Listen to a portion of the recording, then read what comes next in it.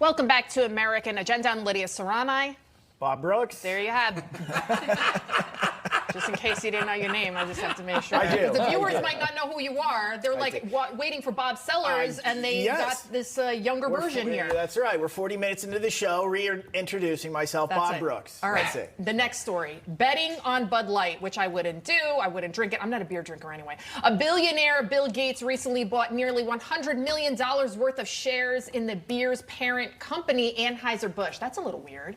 But is this a wise investment? You're taking a look right there at transgender influencer, female impersonator Dylan Mulvaney. And will the Bud Light brand be able to, rebound from the backlash that was created when they put him on all the cans? Tell you what, that did not bode well for the company. They have lost a ton in market share and still not coming back. Joining us now to discuss our panel, Project 21 member Donna Jackson and a fellow at the Independent Women's Voice, and author of The Liberal Invasion of Red State America, columnist for The Hill, Kristen Tate. First up, we want to know both of your thoughts here. Bill Gates, that's an interesting character to choose, or I guess he didn't choose, he bought in. For some reason, I feel like people might not trust him. Is he the guy for this job here?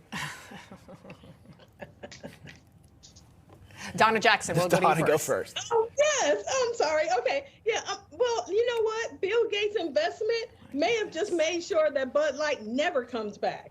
I mean, what you have here is a man who is so sinister.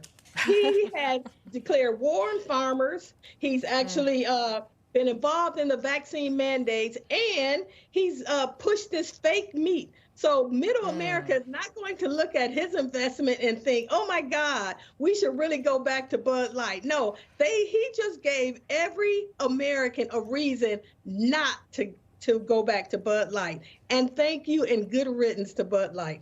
Good riddance. And Kristen, what do you think his motive is here? Clearly, this isn't a wise investment. Why would he be buying so many shares of Bud Light?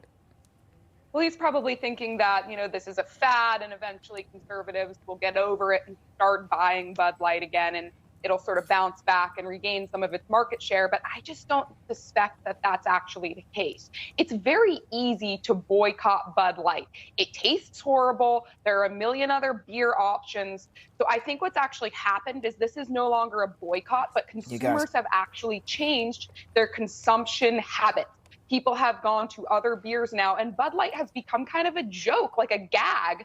Like if you want to make fun of your friend, you buy them a Bud Light at the beer. It's just hilarious to drink it because it is just so out of line with the values of average Americans. What's harder to do is boycott a company like Target, a company that's not as easily replaced, where, your life conveniences kind of rely on that company and what they're selling to you and your family. But Bud Light's basically done because, again, it's just very easy to go out and buy a replacement beer. You don't need Bud Light. It tastes horrible. So, yeah, good riddance. And this is a bad investment by Bill Gates.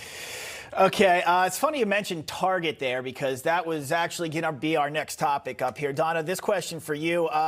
They're coming under fire yet again. First, it was that bathing suit, right, that tucked itself underneath. They're now selling breakfast foods from a woke company called Ghetto Gastro. Okay, well, the company's marketing slogan is food for freedom, fuel for thought, and some of its packaging includes the words Black Power Kitchen. Donna, Target put out a statement that actually said ghetto, because they were trying to rebound from this. Ghetto means home.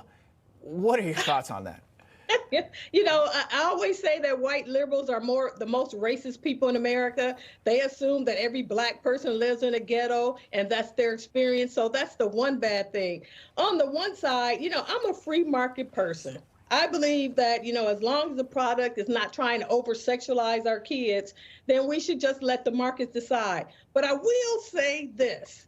The age of white guilt products is over. We're all marginalized because of Bidenomics.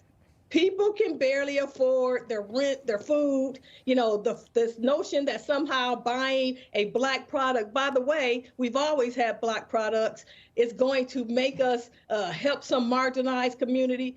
Listen to me.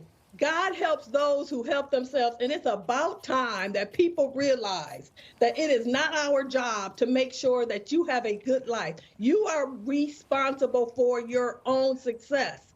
And the fact that they're trying to guilt America using guilt, and especially white liberals, to buy these products that think they're going to advance some social justice cause is the wrong direction to go in. And I think the market will prove that.